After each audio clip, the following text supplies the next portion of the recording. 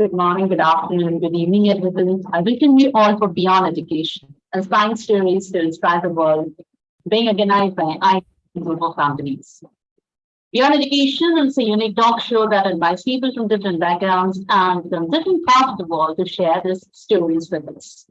And today we have with us a very special guest, Chandrakala Mishra ma'am. I welcome you, ma'am, for this wonderful show. Very good evening. Thank you very much. And before starting the interaction and before starting the talk show, I just take this opportunity to introduce in short our guest speaker, Chandrakala Mishra ma'am, who is an educator, a very eminent educator. And she has 21 years of experience. She has, she's working the principal at Abha International School, ICSC Mumbai. She has 21 years of experience in education industry. She has also worked as assistant professor in Teachers Training College, and she has sound knowledge of the ICSE affiliation process and curriculum. She's an efficient administrator and believes in talent leadership and teachers' personal growth as an important factor in the growth of an institution. She is an avid reader and a lifelong learner, and currently she is pursuing her PhD in education. That's really interesting to know about you now. Now, as you said, you are now currently you are a principal. But firstly, we'd like to know why did you choose for being in an education field? Why being an educator was your option as a career option? See, education field is such that you don't choose education, education chooses you. You are chosen to serve the society. So when I was in college, I never thought I will be a teacher. I was in advertising agency. I was helping my boss with advertising, making serials, and I was very happy there. So after the graduation, when I got married and my father-in-law asked me, would you like to do B.Ed? I said, why not? I would like to study further. And when I went to the B.Ed college, it was very hectical schedule where with lot of lesson plans and other things. But the thing which I really loved when I went into the classroom, and I felt that noise that children were making is the noise I want to hear always. And I really loved the lesson when I used to give, and I used to see the smile on the faces of children when we could help the underprivileged children with the help of books, notes, or maybe some kind of lecturing. And I felt that I am in the right field. And when I joined and I started giving my contribution, I felt I am in the right field. And after 21 years, still I feel I'm young. I need to learn more. I need to give more, and I have to return it to society because society has given me the opportunity to serve them.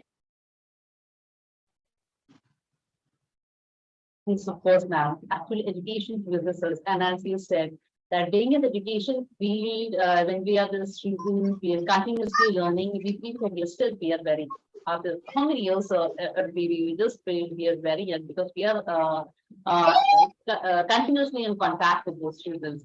But then, as you said, you were into advertising field. So what, like when you were in college, what actually did you want to become? Did you want to enter the advertising field? I always wanted to become an air hostess because I really like the way they dress up and they look so beautiful. But again, now when I am in this field, I feel daily I get hundreds of comments from my students. Ma'am, you are looking beautiful. Your sari is so beautiful. Your hair is so nice. So I am doing more than an air hostess can do.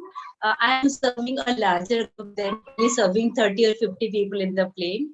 And I'm really happy that God gave me the opportunity to do this. When we are young, we have a lot of dreams, and the destiny chooses the best for you. So definitely, I was chosen for this field. And ma'am, like you have also worked as an assistant professor earlier in the college, and you were a principal. So you would have started your career as a teacher in some school. So how was this journey? Like, where did you join, and how you became the principal? How you worked hard and struggles? Can you just share something about this? See, from the beginning, I was very stubborn. I was very stubborn, plus I had a habit of putting my nose in every work in the school. I always wanted to learn more. So when after my B.Ed, I joined a school, I was merely 22 and a half.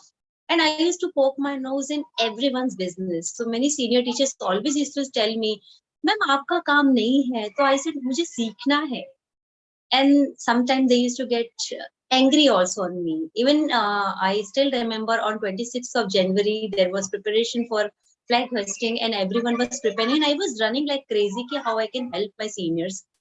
Then one of my senior teacher told me, "Why don't you go and hoist the flag?" I said, "Sir, one day I will do it. Don't worry." And believe me, when I became principal, I called that sir as a guest and I hoisted the flag in front of him. So it is not proving myself, it is the stubbornness to do something beyond my imagination, or maybe my dreams were really high. So this 21 years were like a 21 minutes. I still feel I am very fresh. So started my journey as a school teacher teaching 5th and 6th, 7th standard student, then started teaching B.Ed student who are teaching in the primary level, then started teaching in B.Ed college who are teaching till the 12th standard. I started feeling that the more I am teaching, the lesser knowledge I have.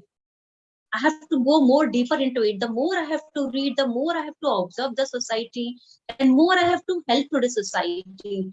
So the bookish knowledge became secondary, and the practical knowledge became more priority to me. And I started engaging myself in student developmental program, their mental health, how to help them in choosing their career. And I started going deep into it. And I believe that we should always conduct such kind of workshops for teachers, for students, even for the parents, because they are clueless where they are going career wise.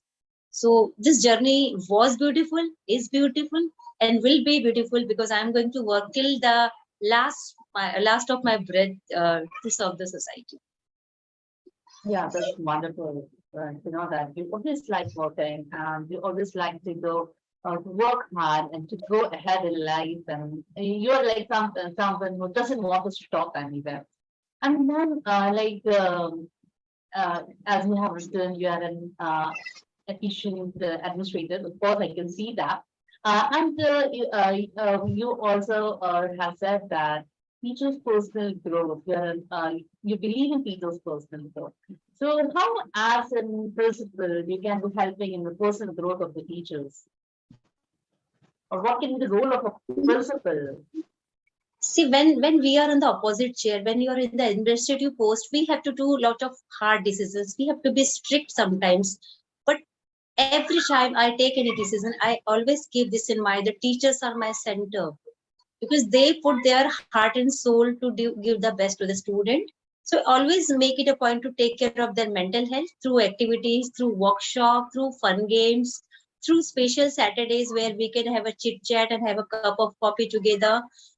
Maybe engaging them in professional courses which will be helpful for them for growth, allowing them the time for their exam or studying, or maybe some kind of concession to adjust with their family so that they can be happy. See, school is a structure where the triangular is there. So teacher is one of the main triangular. If we will not pay attention to them, they will merely work and go. And if they are attached to the organization, they will give heart and soul. They will not merely work for 6 hours or 8 hours, they will work 24 into 7. And believe me, I have seen during the pandemic, teachers were going beyond their duties. They were not marginalizing ki I have to do my this much time only. They were going beyond duty, preparing PPT, notes preparing, checking students' personal request that this is possible if you will handle your human resource properly. If you will love them, care them, treat them like a team, they will give you best in that case. And I'm very lucky that I have around 55 teachers and we all work like a family. Sometimes we fight, sometimes we disagree, but again, ultimate goal is that we should give best to the student and we achieve that. Yeah, that's really great. Actually, when we are at such a position like the principal, you have to handle people, you have to get along with them. And yes, of course, it's not that every time you should agree or they should agree. Somewhere there will be differences, there will be conflicts, where it is up to us how we handle it and how we find a way out of it. So that's really great to know that you handle the teachers. And yes, as you were talking about pandemic years, in that I think every teacher has gone beyond their ways to, because no one knew about this online teaching. The PPT to put in handling this online class was really a challenge. But as a principal, I'd like to know from you, like, what do you think how the teachers have changed or the students have changed after the pandemic? Do you observe any changes in the teachers and Many students? changes. I have seen a lot of mental issues among the student. Especially they are very, very precautious about their body. After the pandemic, they have put on a lot of weight, or they are very conscious how I look. It was there previously also, but the cases has increased. Again, they are losing their temper very easily. So one of the student was punished and he was brought to my cabin, and I asked, why beta, why you did so? He said, ma'am, I don't know, I cannot control my anger. So it was alarming for me. And then I took session with all the 9th and 10th students. We just sat together, no mic and all. We circled each other and I started discussing what is me, what is my importance in life, what is my body and how I should love my body. Who are your best friend, your parents? Because what happened, in the teenage, they are away from their parents. They feel that parents are their enemies. So here I tried to fill that gap. I started meeting parents. I took a lot of sessions with students and parents where I came to know where is the gap. And I started filling the gap with the help of counselor, with the help one-to-one talk. And it helped a lot because students become suicidal very soon. They cannot handle the pressure now. Apart from study pressure, they have a pressure how to look good, how to be socially active. My friend is using this app and I am not using. My friend is having this mobile, I am not having. So they start comparing themselves.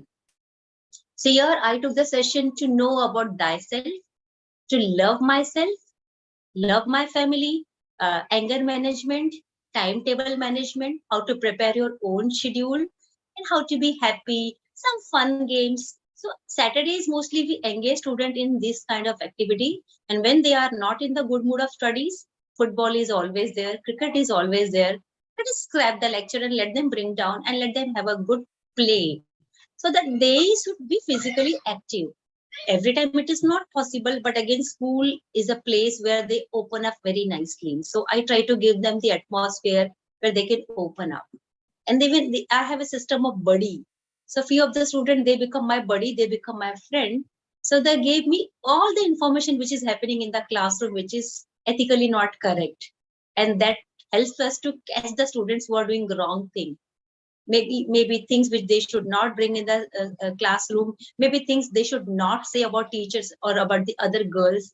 So we very easily catch them, not punish them, mentor them, and move ahead. That's something amazing. That when you know that someone is doing wrong, you are not punishing them. Otherwise, yes, and most of the time in schools we see that someone is gone. Yes. You need to drink water or something. It's fine. Okay. Okay. When I talk about my student, I become excited. Yeah, of course. Otherwise, most of the time, the teachers do is when they just see a student doing something wrong, they will be they will be punished. They will be taken to the principal and say, "Ma'am, or sir, this particular student has done this." Actually, that's something wrong. It has a negative impact on them. At the initial stage, it's better like you are doing, mentoring them, telling them, okay, that okay, this is wrong. Because most of the time they don't know it. They are doing something and it is wrong.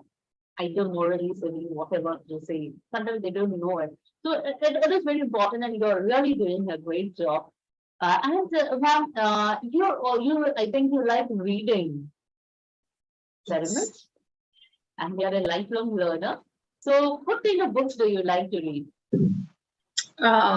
Anything practically which motivates me. Maybe it is a fictional book, maybe it is suspense book, but I do read.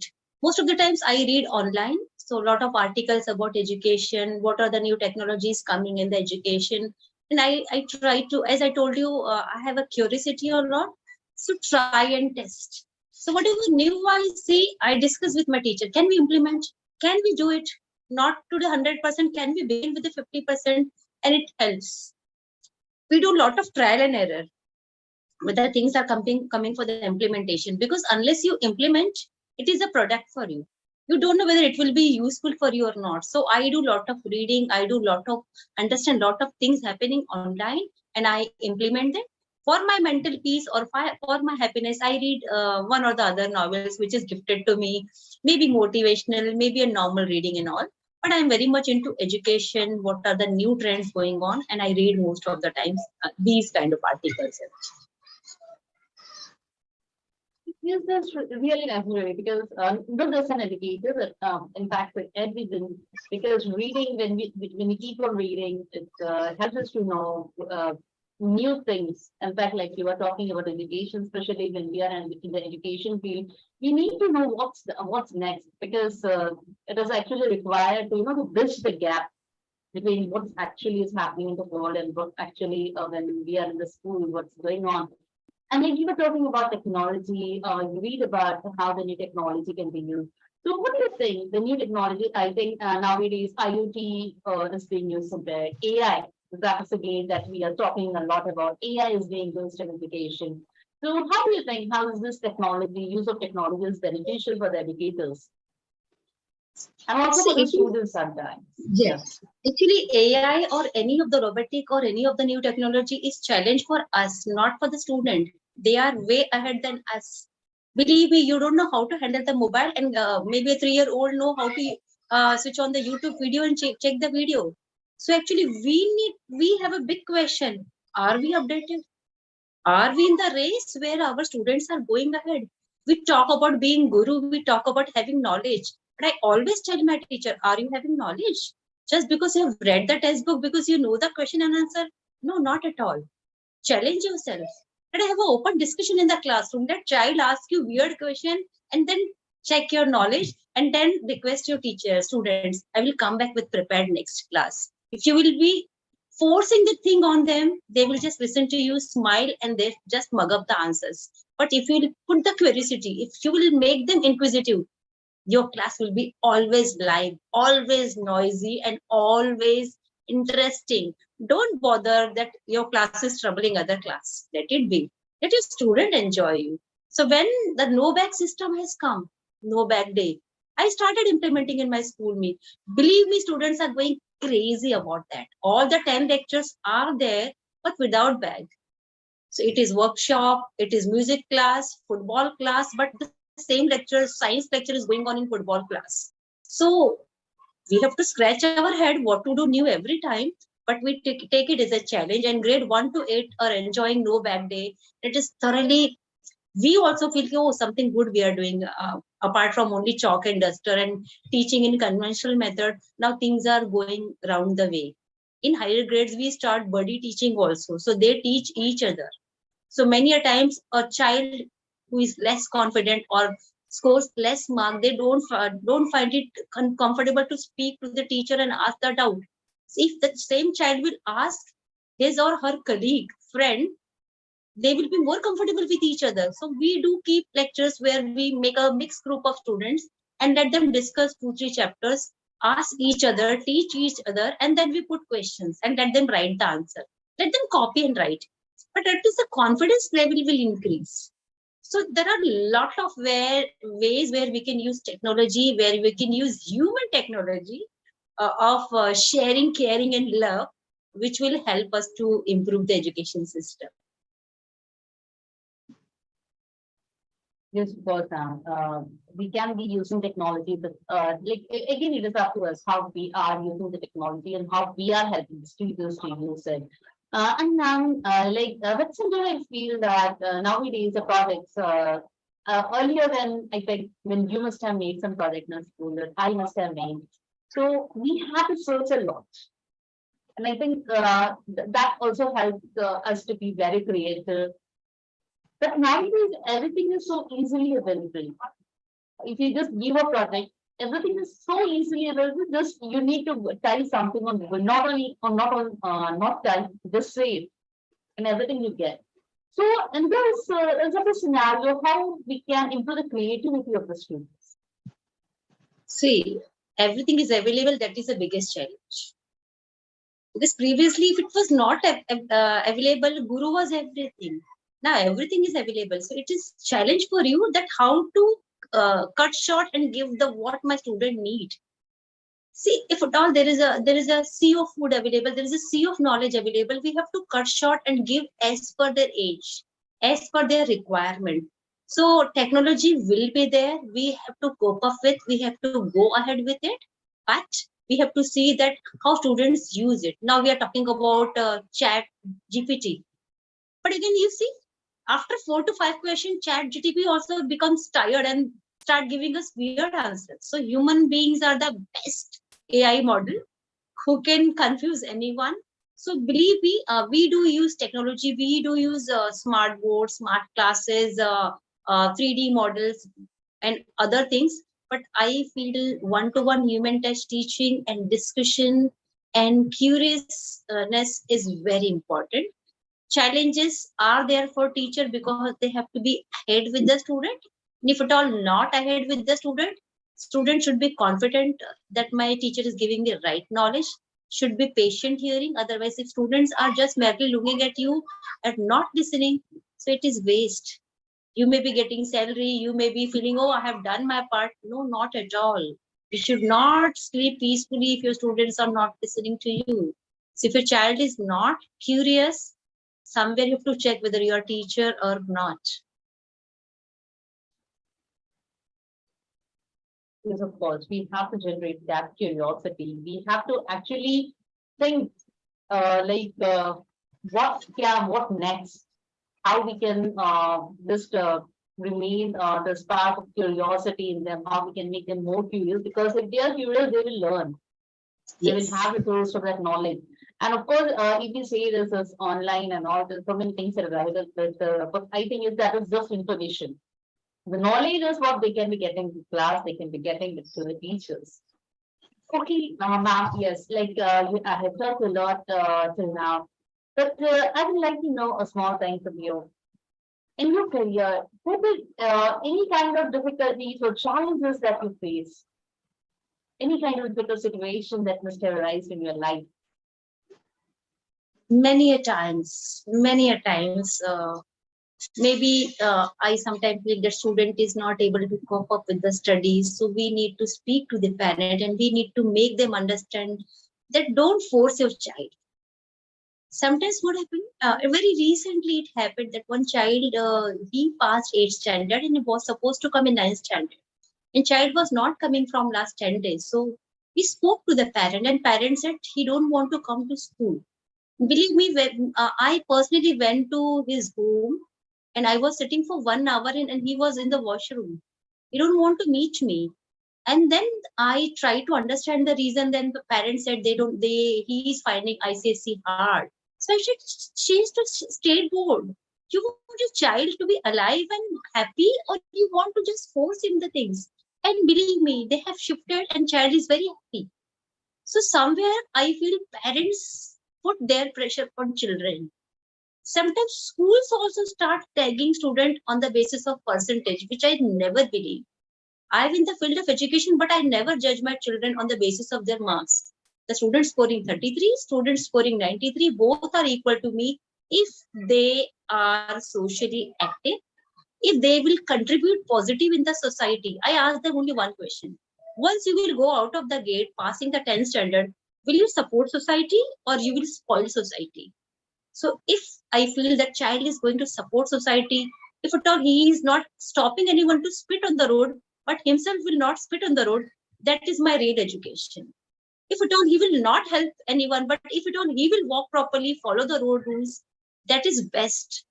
Because what as an educator we want? A 99% student spoiling the society, making the society poisonous with false news, wrong news, or maybe bad words and all? No, not at all. I want someone to be peaceful, to be contributing maybe in the way of positive living, healthy living, being a good neighborhood. That is very important. And I always emphasize my parent, do not give expensive gift to your children. Do not give expensive mobile to your children. Give your time and love and care and listen. Because you are not listening, so they are talking to third person and third person is taking advantage of him or her. So it is very important to have a connection with your child. And continuously, when I persuade my parents, listen to me. Challenges are always there regarding student, regarding teachers. But again, if you are efficient enough, you know how to handle the situation, you will be able to. Sometimes you feel you're not satisfied with the result, but that is life. You have to move ahead in the life. Course, we have to move ahead in the life. And as we were talking about parents, yes, now we use a practical necessary that we give time and love. It's not the expensive gifts that we can be giving others. Most of the times, the parents will like, okay, take this. If he asks for something, like if he asks for one pen, we will bring a full box of pen. Like it's happening nowadays, but yeah, they don't need all those things. They need a bit of time. They need a love that's more important. And now, lastly, I would like to know some of your achievements. Any kind of achievements that you would like to share with us? Many are there. Many are there. My life is actually full of surprises. I was working in a school, then I went to D.Ed and B.Ed colleges. Then I joined one research company, and then suddenly I joined one school, and principal went, and I became principal. So life is full of surprises, but still daily I feel that I have to learn something.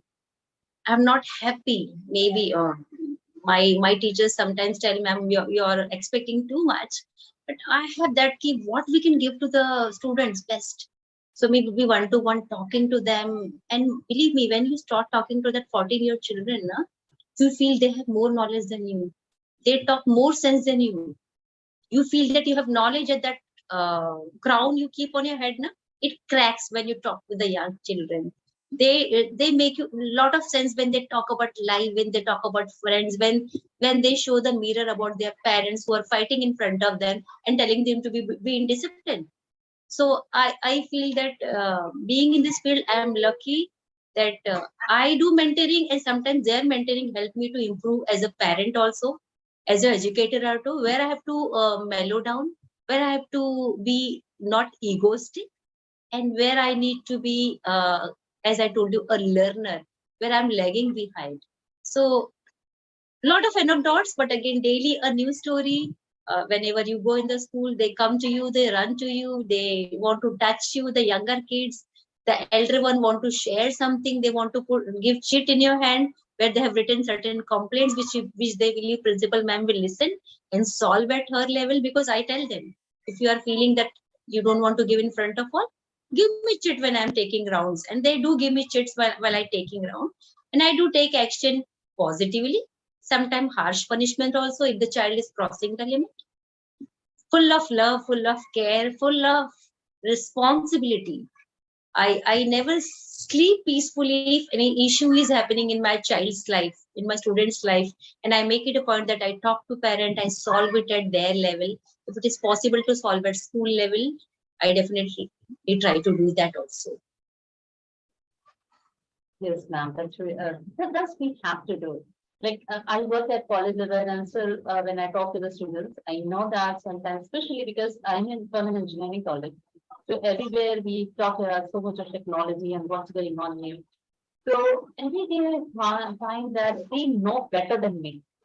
And sometimes when I need to learn, I never hesitate. I ask them, okay, tell me this. You know about this? Okay, now because when I know that okay, this is something new which I don't know, I never hesitate and said, okay, come and tell me. So I learn. So even I learn a lot from this, and that's really great sometimes. And now, who's your role model? People around me, my kids, my own children who are working hard and always give me positivity when I feel that I am going low in my life. My teachers who work tirelessly and sometimes go beyond their duties. My smiling kids who are always there and have a reason for me to learn. So I don't believe in role model who are there on papers or on book. The life people who are around me are people who put impression on my life, are the people who are around me, my children, my teachers, few of the senior principals who always help you at one call, and always gave you the special feeling that you are not new, you can be trained properly, and these people put a lot of impression on my life. I learn from them that positions may come and go, but your nature with talking with other and your personality will help you to go in long run. So I always believe that we should be very humble, approachable, and but firm in your decision as an administrator. Yeah, of course, ma'am. Our positions will just come and go, but it's about how we treat other people. Like you said, we should be humble and all. Because that's more important. That's how we can live peaceful and long life till we are there on this earth. Ma'am, before ending the session, because you are an educator, so a few tips for the educators of today, how to be to get along with the students, how to be a good educator. Just a few tips from you. See what I have observed in today's educator, na, they feel that their CVs are shining. Their CVs having lot of workshop attended, lot of courses done, but basically human touch is missing. When they want to go in the classroom, they feel they know everything. No, unless you know your student, unless you have a touch with them, unless you are comfortable with them, your teaching learning process is of waste. You need to connect with them. So the when I take interview, I do see their human side. I give them situation where I observe them how they will behave. What is their motto? I ask them one fixed question: where you see yourself after 5 years? And believe me, if I will ask this question to you, you will be not able to say so. Maybe we will ask for certain position, but we want to be human. We want to be contributing first. So these young generation need to understand merely having degree will not help. You need a knowledge, continuous learning, and a bonding with your students. You taught and you came from the class? No, not at all. The child will keep thinking about you, how you taught, how you gave example, how you treated the child in the classroom when the child was answering, and maybe a smile, a chance to speak will help him increase his confidence. And because I was very shy when I was young, I used to always hide myself in the classroom when I was very young. In the singing class also, I used to stand at the last so that only my voice should reach. I should not be. And when I am meeting thousands of people, when in workshops I talk with thousands of people, I feel somewhere some of my teacher trusted me and they gave me the chance to come ahead. So here, every child need one chance to speak, to be heard, to be understood. So when I say I don't punish my student, I do punish them, but I make them understand what mistake you have done. You accept it. The child accept that I have done this wrong, gives me in writing, and writes that I will not do it again, ma'am. Then I say, okay, then you decide your punishment. And then they say, okay, ma'am, don't allow me to go out for play. Don't allow me for music classes so that I will improve myself. So this is what I'm doing. I'm trying to help them understand that what they have done wrong and all. So teacher need to have that kind of bonding. You will get a lot of progress in your life, no doubt. But unless your roots are connected with your kids, I think that growth will be of no use. You need to be connected with your children. Maybe you are getting less salary, maybe you are getting more salary. But when you are in the job, I tell my teacher, hang your problems at the gate while going, carry your bags and all your problems with you. In school, no personal tension, no personal talk. If at all you have a problem, come to me. We will share tea together. We will discuss the problem. In the classroom, no chit, no troubling student, no anger putting on them because you are not well. No, don't do that. Because child will suffer in that case. They will become punching bag between parent and teacher. I don't want that.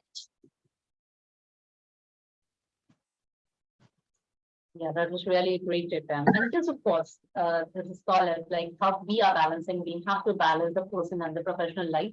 If we just take our personal lives into the classroom and we just start shouting on the students because we have some problem at the home, so that's not going to help. So we have to be emotionally very balanced, and you have to learn to actually balance the person. And with this, we come to the end of our talk show, and it was really great interacting with you and in fact learning from you so many things. Thank you, ma'am, for joining with us and sharing your journey with us. I would also like to thank the founder of IUL Group of Companies, Ravi Shankar sir, for arranging such a beautiful talk show. And every day we come with new speakers, with new experiences, new stories every day.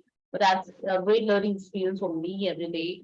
In fact, hosting this show. And just I just tell you that it has already crossed 150 episodes. I think now it's something we are 155 statistics we have reached. And we've had the speakers from many countries as well, and from different professions, educators. Most of the times we have educators, but also sometimes some entrepreneurs, trainers, advocates. So it's really great. So thank you, ma'am. Thank you for joining us. Thank you, Dr. Nazman. Nice talking to you. Really, it felt that I am talking to my friend very openly. I could speak. Thank you very much. And thank you very much to Ravi, sir, and the team for taking me live on this station. Thank you very much. Yeah, also, ma'am. And yes, but all these shows which are going live, this is not possible without our young CEO, Dina Lasmi and Zinat ma'am. So thank you to both of them for all their work they have been doing behind the scenes. Thank you, ma'am. Goodbye. Goodbye.